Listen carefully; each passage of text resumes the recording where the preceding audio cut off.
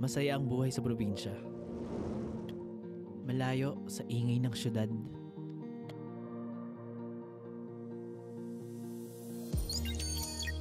Isang lugar kung saan pwede kang magsimula ng panibago. Isang lugar na ikaw ang masusunod. Isang lugar na pwede mong tuklasin.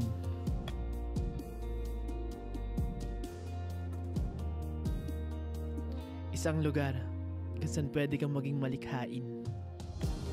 We are going to share our home, the beauty of our land, our amazing culture, the chances we took, our life in the province, only here at Prom D. To be dapat Halloween episode namin, pero inabot na po kami ng 12 a.m. So literal na midnight. November 1. So ang title ng episode na to is On the Spot. On the spot! So welcome na naman sa another episode ng Prom D! Ayan bro, pakilala naman natin yung mga bagong kasama dito. So yung mga bago tayong kasama dito. Ang dami mo mga...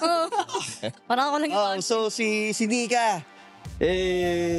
Anong tawag natin kay Nika? Ayan, introduce ka. Ari! Ako kasi kuya Dan no? Siya po yung wife. Ano ba si Nika, Dan? Ikaw, Sarah, Dan, ikaw mag-introduce. Mag-introduce. Oo. Si Nika nga pala girlfriend ko. Ba't pahina? Oo nga. Gusto naman na, baka... Bukan mo. Di, mamaya pa rin may kakwento daw si Chris Dan. Yun nga medyo special eh. So, supposed to be, ang episode ngayon is about horror stories, ganyan. Pero since sinabot na tayo ng November 1, literally undas na, All Saints Day na. So, ang topic natin for today's podcast is about yung mga tradition natin, about yung sa mga ginagawa natin, about undas, Pagundas. ano yung mga experiences natin pauwi ng Batangas. Kasi, if you're following Prom D, mga galing Manila kami. Yes. Oo, so every now and then, undas talaga uuwi kami. Dahil sabi nga nila, magaling nang ikaw ang dumalaw kaysa ikaw ang dalawin. Oo. Pero nasa mo naman dalawin? Huwag naman pare. Yun na lang. Ayun, so, start tayo doon sa mga natin, yung mga transportation natin pa. Ano yung mga experience? Ano ba to? Take turns ba to or ano? Hindi na kung ano na lang yung maano nyo. Kasi, for example, kami ni Nico. Ayan, na kayo. Ito yung pinaka na experiences namin na galing kaming Manila. Uwi tayo ng Undas noon. Undas talaga, minsan lang kami makita ni Nico. So, alam naman natin, pare, pag traffic, mga aabutin ka ng mga 2 oras sa Skyway pa lang. Oo. Ngayon, kami ni Nico, nasumay kami ng van. Around Metro Point, ganyan. Tagal namin din nagkita, ni Nico, mga 3 months. Lagi magkasama. Kasi first, sa Manila, first year college kami noon. Pagpunta namin nung sa Manila, parang ang tagal namin din nagkita. Kwentuhan. Starting pa lang, nakapila pa lang kami sa van. Kukwentuhan na kami. Oo, ang haba ng kwentuhan namin hanggang nasa may Tagaytay. Pare, hanggang sa may Tagaytay. Hindi ko makakalimutan, pare, may katabi kaming matanda doon sa likod ng van. Ang sabi talaga sa amin, pare, Utoy, kanina pa kayo nagyayabang ang dalawa dyan. Pwede mahingit muna kayo. Ay, hindi na nakatulog sa inyo. Legit? Oo. Ano taga dito rin? Biyaheng balayan. Sabi pare. Nadaldala na, no? Shut up kami. Dapat sinali nyo. Dahil gusto lang niya na napapalisan na siya ng laway. Ay, sinabi ni Nico. Yun yung isa sa mga experiences namin sa pag-uwi. Ikaw, Nico, anong mo? Nung bukod dun sa Saan na natin, no? Ako kami ni Philip actually. Ano yan? Kagabi lang, kanina lang. So may event kami kahapon. May event kami kahapon. And then yun nga, inabutan kami ng rush hour. Ako kasi nasa Oo, ano sa ba yun? Mga 9? Oh, 9:30. Mga bandang 9:30 kami umalis nung kasama nung tumugtog eh. Mga banda. Pero bago kami nakalabas nung mall, Oo. 10 na. 10 na. Oo. Piling ko nga nabutan pa kita sa parking. Oh. Ano pa labas ako? 10 na kami nakalabas ng ng parking kasi ang haba ng pila tapos yung 'di ba yung main na pila, tatlo yung nagma-merge. Oo So nga. talagang walang labasan. Tapos sabi ko, tingin ko sa nag-Google Maps ako nag-Google Maps ako para alam ko yung biyahe ko. Pag nakita ko pulang-pula mula doon sa Pasay hanggang sa may exit ng Sukat. Pambira. Tapos tawag doon, yun nga, hindi man may kasabay akong may sakay akong bata, hinahanap na nung tatay. Una tumawag. Saan na kayo? Sabi, Skyway na po. Tapos after mga 1 hour, tumawag ulit. Saan na kayo? Skyway ba? Sa oras ka sa Skyway. Yung takbo namin kagabi, mga siguro mga 30 to 40. 30-40 kilometers per Pero talaga. actually, okay na yon kasi na-experience ko din yung yung 30 minutes hindi ka maalis sa pwesto mo. Yun, na-experience ko yun. So, Ayan, actually. Normally, sa mga nauwi ng for example, Luondas. mga mag-uondas sa mga uwi ng probinsya. Kasi besides yung kasabihan na ikaw na dumalaw kasi ikaw yung dalawin, para ito yung pinaka-reunion ng mga True. ng mga main character ng mga artista umuwi. Yun. Oo. Ay kasi reunion na nila pare. Maraming ganun. Ito kasi pwedeng hindi ka umuwi ng Pasko, pwedeng hindi ka umuwi ng Holy Week. Pero dapat Undas. umuwi ka ng undas, definitely. Saka ito yung time na kung may gagamitin ka man sa 1 year na uuwi ka sa province mo, ito yon. Tama. Kaya yung mga yung mga OOTD bukas na later pala mga attend ng undas, syempre pagalingan yan. Kasi yung artistang umuwi, di ba? Marami sa social media niyan. Yan kasi shortest na parang bakasyon. Pasyon, oo. So yung mga magpapakita ng mga glow up nila, ito na yung panahon. Yung mga crush yung hindi pumansin sa inyo dati. It really happens. Ngayon kayo umaura, oo. Kayo, ano ba kayo bukas? Ay, mamaya. Saan kayo? Ako, wala naman kasi nasa Manila din yung mga namin, pero hindi rin kami umuwi. Ang ginagawa ko ng bata ko, dahil yagit din ako ng bata ko. Pupunta kami ng mga kaibigan ko sa sementeryo. Tapos naghahanap kami ng mga kandila din doon. Ang matindi, di ba, iniipon namin yung kandila. Binibenta namin yun. Ako, bihira, negosyante, malabis lang. Hindi talaga to, boy. Hindi naman nakakalayo ang ang Cavite sa bentahan ng ganun? Siyempre, yung time namin, mga elementary, mga 2 lang yun. 2-3, so... Ilang oras mo nga. Oo, hindi kasi yun na yung Hindi, parang trip lang talaga. Wala naman magawa Hindi naman kami maalis ng family ko. Kasi, at least gano'n, hindi yung mga tanong ngayon ng mga bata kung titikman ba o hindi yung mga Pego. yung ka doon, boodle fight ka sa Oo, dahil fight ka dun sa may iniwan litsong manok dun para dun sa namayapa. Titikman. Akala binabakuran na, yung parang mga... Leo. Yung uso meme ngayon pare, may nakita may mga lechon, may mga lechon. Sayang nakalak. Pagkain na sana. I kid you not pare, walang magawa yung lock na yan. Kasi dito sa atin, normally talaga, pag yung lock pa yung ninanakaw. Hindi, sa amin nga, yung gate yung ninakaw. Hindi lang. Ayos Tanggal yung gate ng Masileo Tanggal. Kaya talaga dapat, binabantayan din yung ganyan. Bisitahin mo now and then. Okay pa kung bulak. Saka yung mga kuryente, kinukuha nila. Kinukuha nila kasi copper yun Bagay. Binibenta. Pera talaga. Hindi na pala kandilang binibenta lang. Siyempre, negosyante talaga sa mga tao. Naging hindi naman talaga part ng tradition, pero nakagawian na namin, yung for example, yung halaman, yung mga bulaklak, after we're going to leave yung namin, yung mausoleo namin, didismember namin yung bulaklak. Yung bulaklak. Ikakalat namin. Parang hindi kunin. Lalo na yung mga roses. Ipepetas ka. Baka ang ligaw pa niya yan Grabe, di ba maniligaw ka, kinuha mo sa patay? Nag-iimo yun? Nag-iimiti mo? Kinakabahan mo? May tunay kasi tunay. Oo, tunay yan. Kala ko, baka ginawa niyo rin Baka umalang ko Obvious, syempre. Kasi ibibigay yung bulaklak, so closer siya sa 1 and 2. Di obvious na bibigyan. Never-arrange na naman, pare. Grabe. Kasi yun yung kasi ang hinayang ka, dapat para naman doon sa loved ones mo yung tapos yung lalo na kung makapal pa yung kandila, pero hindi mo na umalis.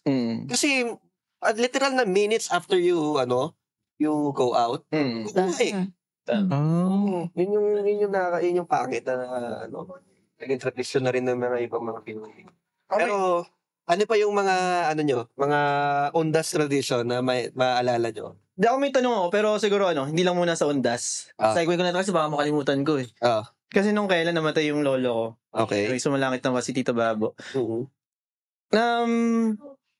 Parang actually napansin ko to lately sa mga, madami naman pag may patay sa daan. Bibihira rin naglalakad. Oo, no. Pero what is really proper ba when it comes sa ganun? Depende ata sa sementeryo. Sa sementeryo? Ano ba? Hindi, depende sa tradition ng pamilya. Back then talaga, back in the day, kinikwento nila. Parang pagalitan ka nga pag hindi ka sumama sa paglalakad eh. Baka depende sa layo, kung malayo. Depende nga sa layo. Sa layo, pare. Depende sa layo or merong iba naman na for example, sige, muna tayo, sasakyan muna tayo from bahay papuntang simbahan. Simbahan, lakad tayo. From simbahan. Lalo na kung halimbawa, so very close sa'yo, yung belief talaga na family, yung Yan. Maganda ma-explore natin to eh. Kailangan, gusto talaga nila maglakad, pare. Hindi naman for the, yung pamahiin. Paglakad ka kasi, pare, parang yun na yung last moments mo doon sa minamahal mo. Parang gusto nang sulitin. Kasi hatid mo na din eh. Proper na paghatid, kumbaga, in-respect din. Ngayon, yung iba naman na pwedeng doon na lang sa sasakyan. Kasi niya naman nga. Oo nga. Tsaka ngayon, ang init na ngayon, panahon ngayon, nakaka-high blood. Tapos ito kwento lang sa akin ni Ate Bro. Yung ang huling daw niya nakita is yung pinaka lola ni Ate Esel, yung yaya ko. Na nilibing pa, na way back talaga to, pare, yung buhat pa. Ay, pambihira, malapit yun, no? Bubuhatin mo talaga. Kasi buhat pa yung kasi nga yung wala pa naman sa mga sasakyan noon.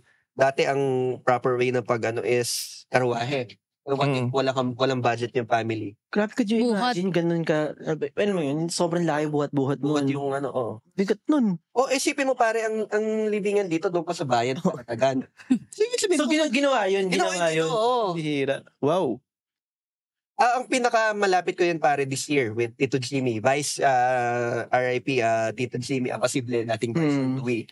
Is Mayor ng Tuwi. Although, naman siya ngayon, pare, cremated siya. Sa US na siya namatay, ditong early July. Kasi libing namin siya this August. Ang nga lang niya is, nasira yung car ng punerarya. So wala kaming nilibing namin siya, although naka-earn na siya. Ulakad kami from simbahan to to cemetery, pero lapit lang. Doon sa may tuwi to? Sa may tuwi. Okay. Pero yun nga, wala lang. Parang, yun nga, maganda rin naaalala rin ng yung yung ganung paglalakad. Actually, may pa nga ako dyan kasi ito, nakasanayan ko na dahil nagawa lang ito ng dating driver ko. Every time na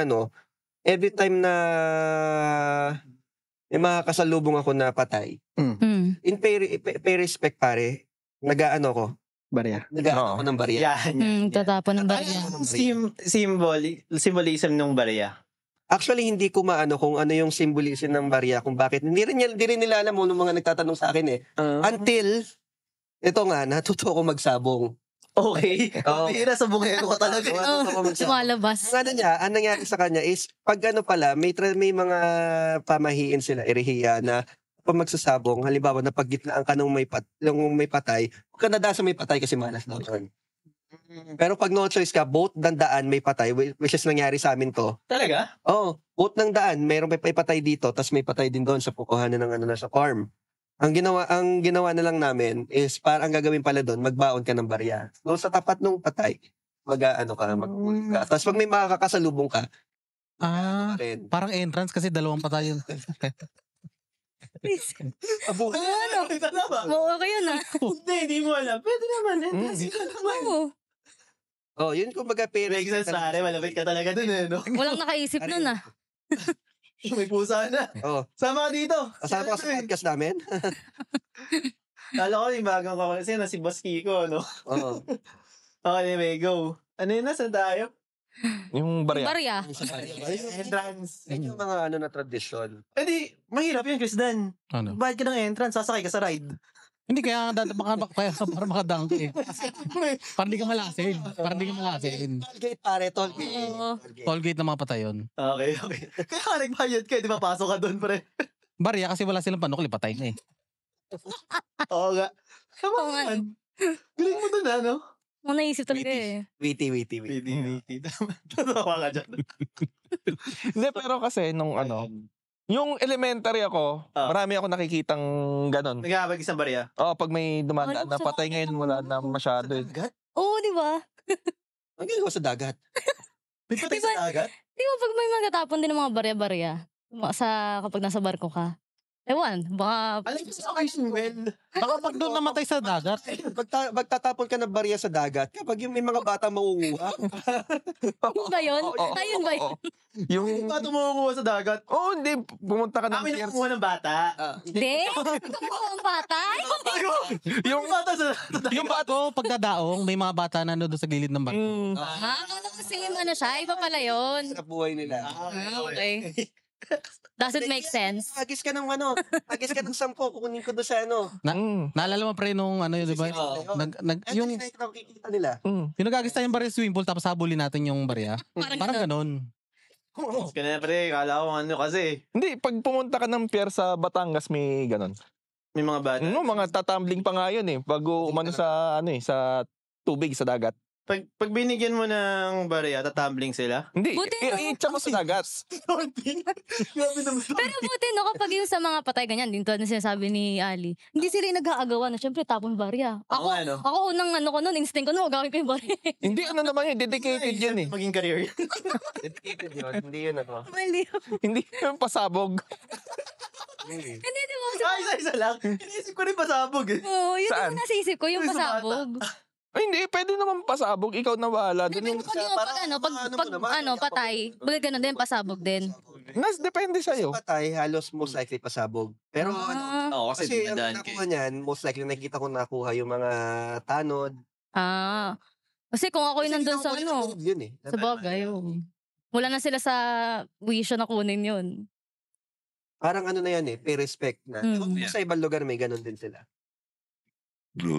Tapos, ito tradition sa Undas. Nangyari Sa mga tradition namin sa Undas pare talaga. Ewan ko kung pero yung Undas food trip, iba eh. Undas food trip? Undas food. Okay. Oo, pare. Yung mga stall ng buti nga ngayon, may mga coffee na eh. Tingnan ko noon. Tama. Kasama ko yung mga pinsan ko ng bata. Pare, may shawarma. Bago na yung shawarma pare, yung talagang yung mga stall ng ng jumbo na hotdog na na ewan ko ba't iba yung sarap pag Alam mo ba't masarap? Bakit? Libre ni Tito. Ganun ba? Pagalingan dyan yung mga Tito. Oo. Ginawa ko ni Tito pang ice cream. Yung isa na dyan pang hotdog. Barbecue. Oo. Siyempre, tagal nyo doon. Iba na yung mga food trip nyo. Ngayon, tayo na yung nagbibigay ngayon sa mga bata. Okay din, no? It's parang part na rin talaga. Tapos dati, mga bata kami pare, pagalingan, palakihan nung binibilog yung kandila. Ayun. Ayan, ultimate tradition yan. Ganun lang yung pinaka-nagawa mo. Ewan ko, lagi ako talo kay Eliza eh. Mas Eliza magaling sa ganun. Hindi kasi takot ako kasi kapag yung inaantay ko medyo mag-cool off yung kandila para may ibibilog ko. Si Eliza, yung napatak pa lang yung Kinukuha na. Oo. Bira.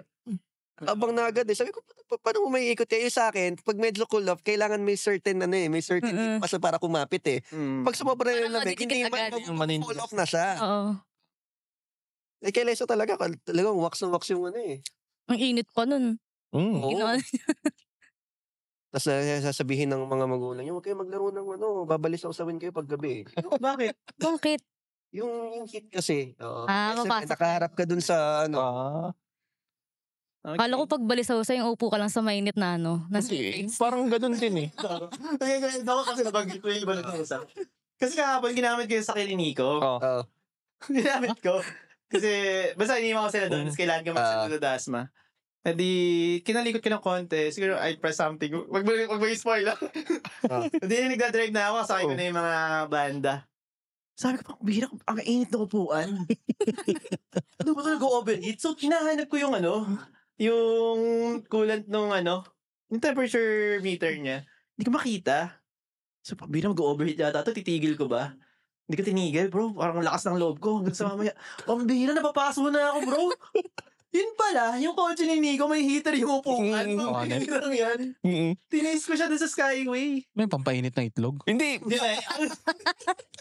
Yun nga yung point. Yun nga yung tanong ko. Anong siya? Para saan siya, no? Hindi kasi sa sa Limliman. Japan na. Japan balance, no? Pag malamig siguro yung panahon. Oo, baka giniginaw lahat. Oo. Ay, lahat, sakto lang, ikaw giniginaw. Oo. Lamigin at wag lang itlog mo. Hindi kasi Room sa kotse. Japan kasi 'di ba malamig. Ako na-experience ko sa Japan -1, -2 eh. Pag sakay mo ng tren, yung mainit na upuan na yon. Heater din yung upuan. Oo, yung upuan ng tren. Heaven yun pag naupuan mo yun. Tapos sobrang lamig Yung galing ka sa labas, Oo. tapos -1, -2. Pagpasok mo ng tren, nakaupo ka sa upuan, may heater yon. Heaven yun. Heaven yung pakiramdam nun. Heaven on earth. Pero may medyo na-gets kita pare. Kasi pag yung galing akong opisina, tapos sobrang lamig.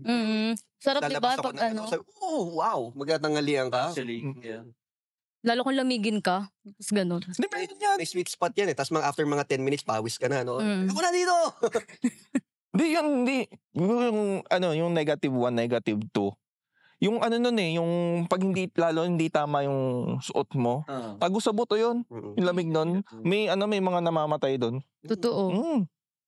Kaya nga yung kaya nga pare may mga heat tech na yung sa mga Uniqlo. Mag-aakit ka ng bagyo yun. True.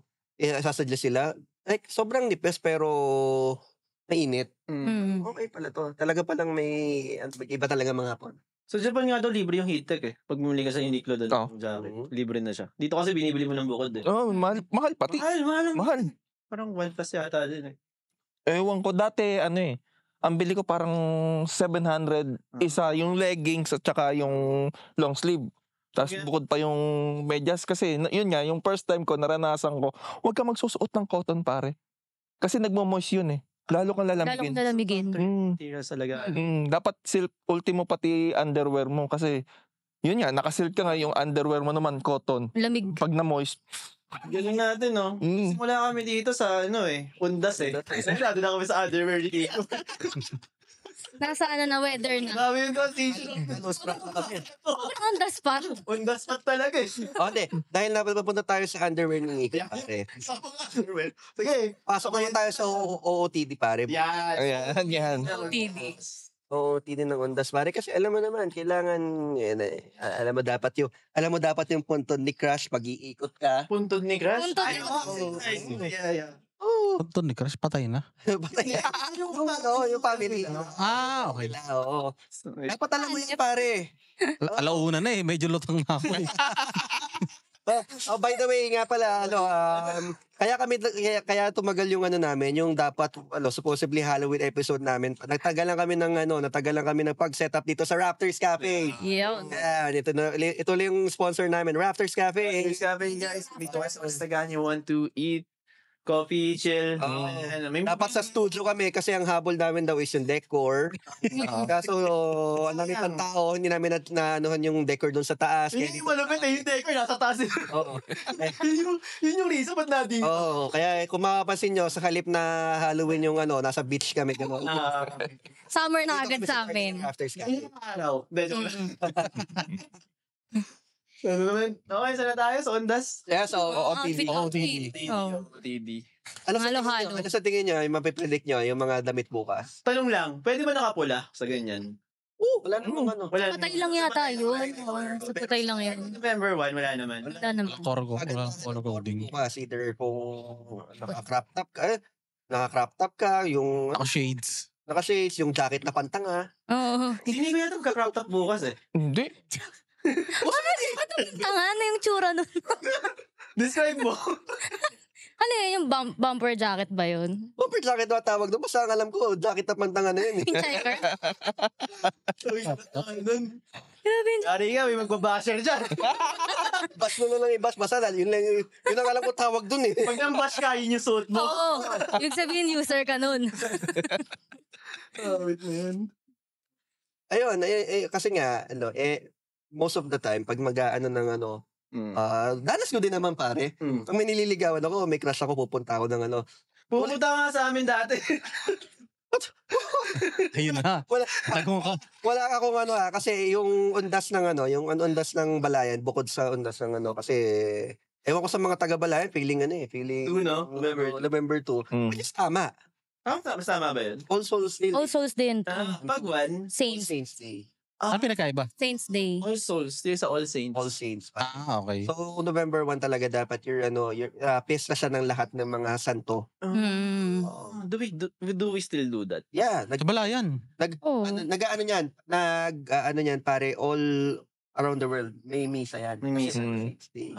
Kaso nga lang, dito sa Pilipinas, natabunan siya ng Nung November 1, yun ang naging niya. Parang nagkapalit na. Tapos may mga ibang mga tao na mas celebrate nila by November 2. Di ko alam, hindi kasi ako naging Catholic. Pero ako hindi rin na makarelate. Pero mas yun lang, sa mga taga-Balayan. Kasi pwede silang dumalaw ng November 1 doon sa mga other relatives sila. Like for example, ng Tuwi, Lian. Tapos, November 2, focus sila. Parang cemetery hopping ka, no? Oo. Yan yung cemetery hopping. Grabe. Ipabalot ka ba naman? Oo. Cemetery hopping. So, yun. So, every November 2, napunta ako kila Pili kahit wala naman akong Bakit? alawin doon. Buhay na alawin ko nun Matagal na to. Tapos yan, graduate na tayo dyan. So,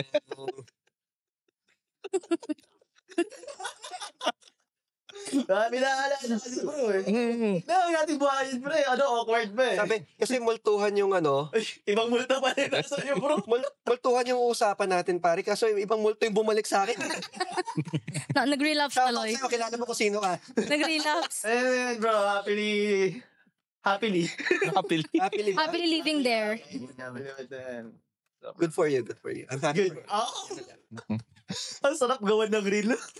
Hindi, Luya naman na to, Batik na to, may multo na. Ibang multo. Vietnam flashbacks, pare. Pero parang napag-uusapan na din yung multo. Papunta na sa love life, no? Parang, ready ka na ba? Ha? Parang alam ko may kikwento ka Ano ba yung kukwento na yan? Di ko alam, may kikwento daw si Chris dun Wala, ano lang yung tag dito. Especially ano pala?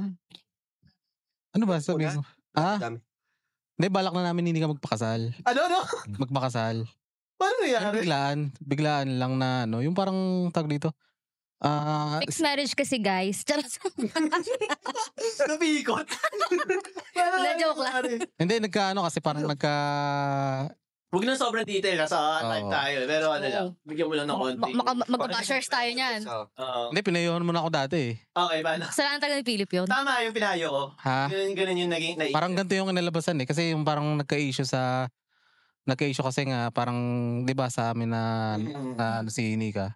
Tapos parang di pa kasi kasal, ganyan. Parang, ayun nga, yung kasi Christian nga, yung belief nila, Pare, bilang nasa probinsya tayo, medyo traditional. Ayun. Oo, yun. Iba pa rin yung iisipin ng mga tao kung halimbawa na ba, yung you're living under the same roof, tapos di pa kayo kasal. Ayun. Ako may balak naman doon. Okay to speak. Pag-usapan na dito. Oo, okay naman. Black media daw. Okay. Pagdating sa part na yan. Hindi, may iba kasing yung tawag dito. Hindi mo siguro makapanood yan. Hindi. Paki-hide daw doon. Hindi, kasi may yung tawag dito, yung nagreto sa amin na parang, ayun nga, medyo tutol siya na talaga? Nag-stay sa amin. What? Paki-shoutout. Di pa nga tapos yung issue Kasi hindi pa nga kami. Nagalit kasi nalaman na doon nagstay sa amin, ganyan. Hindi ko naman talaga, kung baga, parang coincidence lang na, yun nga, sa amin. Tsaka I know there's a good reason naman. Yun. Hindi na natin pag-uusapan. Parang nagalit, ganyan, pinapauwi na siya, ganyan. Okay. Para matapos na, di yun, pumunta ako sa kanila para, parang para matapos na. Civil muna, parang gawing formal na lang muna, tapos next year na parang isa pang kasal, parang ganun. Gets naman. Ang mahalaga naman kasal. Actually, ba't ba kailangan sobrang gandang kasal? Pwede namang lang Intimate, ba? Medyo off topic tayo, pero sige. Yeah. Yan ang ngayon. Yan ang tanong ng mga Pero congrats muna. Congrats! Civil lang, kaya parang lang gawing formal lang mo. Kailan ba yan? Ngayon na? December ata. Ako na. Bigyan niyo ako ng Bible. Ikaw na magano, foreman. Parang ganun. Magkasikaso lang na kami. May date na, wala pa. Wala pa. Wala Ngayon, pa. ano lang, nung text message siya, doon lang parang naging format talaga. May tatawagan tayo ng December. Pare, May event tayo ngayon. Tapos next year ulit, may ano yun parang ano, yung ano talaga. May next year pa, boy. Malupit. Oo. Ayun. Sige, update mo kami sa date, ah. Ano, Pagkala natin yan. ang ano kasi pare dyan, ang mga tanong ng mga ano ngayon is, kung, is it okay if it's, hindi naman civil, pero, ano man intimate wedding? Intimate wedding or yung engrande na may engramada pang itatayo doon sa bahay. Ganun. Oo. Kasi ngayon, if you're going to tackle marriage, especially dito sa probinsya, ang anuhin pa niyan is yung director namin, kakasal din kasi to. Yung director namin kakasal din yan. Kasi may bulungan pa, may magmamatanda pa, pagdating sa bulungan na yan, tatanong. Sorry bro, natawa. Kala ko may binubulong si Direk eh. Binulungan. Parang nagkakabulungan ka doon eh. May bulong kaya magpapakasal. Oo. Sorry. Grabe. Natawa ko.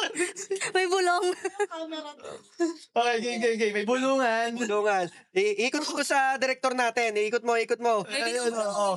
Hindi makita, madilim yung director. Pare, blink twice kung ano ka. Blink twice. Baka hino-hostage ka lang pare. Blink twice. Hawakan namin yan. Raise your hand. Ayan. Pero kasi pare, Yan. may mga bulungan, tapos pag-uusapan dyan kung ano may kasal, kung intimate ba, or kasi siyempre may mga tito-tita na magsasabing, Oo. anong intimate? Paano naman yung mga kamag-anak natin sa garto, sa ganyan?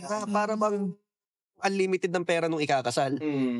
Kasi lalo na ngayon, mga bata, millennials, Gen Z, mga gusto nila yung pasok sa budget na gusto nilang dream wedding nila. Oo. Siyempre, intimate yung mangyayari. Catering, garto, ganyan. Wala na yung yung mga traditional na magtatayo ng engramadang patay 10 baboy, na magreregalo pa ng kada ninong-ninang ng isang yung kwarto nung baboy. Yung hita ata yun, no? Oo. Isang ganyan. Pero alam mo, minsan nga kumikita pa yung kinakasal eh. Oo. Bumabalik yung Simula. gastusan. Kasi yung mga ninong, laki na binili doon eh. Especially dito sa atin sa Batangas. Bayan naman yan Yung iba natatakot mag-asawa ng Batanggenya. Mga palaban siya. Oo. Saka hindi, parang ewan ko, parang tradisyon yata na kung saan yung girl, doon kayo kakasal. Ganun ba yun? Oo. Lubutin lang sa imus ka. So ano sa imus kaya kasal? Wala na masyadong Dito nagtatanong din ako sana maging ko sa Ako na, bigyan nyo na Bible. Right then and then. Kasi pare, magkakamelo ko ng mga tita baby dyan na sana sa malapit na lang para marami makapunta. Oo, may ganon. After pa. Marami pang say. Pero alam ko civil wedding, mas mas mabigat siya actually. Sabi nga nila, parang mas legal siya. Oo. Kasi yung Legality. Pero for me pare iba pa rin yung naman. Iba as the Lord as your witness. Yes. Oo pare, mas yung kasi kinasal ka sa mas matindi dapat yung bond nun eh. Kaya tingin ko pa rin mas okay pa rin church wedding na agad eh. Kasi mag-asal pa ka naman, buhay nila yan. Hindi, kaya may pangalawang pa. Doon balak namin sa church na. Support kami dyan. Go lang. Kaya kung balak mo naman ding hiwalay, mag-civil ka na lang. Bakit? Hindi pa ba yun? Sige ba, diba pag civil, pwedeng magana dyan? Hindi, panal kayo. Meron pa, pa rin talaga. Anal pa rin kapag ganun. Kasi pag sa... Kung sabihin, maririnig ka naman ng kontra. Oo. Kung sabihin ako, sige. yung buong episode, toot, ganun lang. Nagsasalita tayo, pero toot, ganun lang. Bawal sabihin.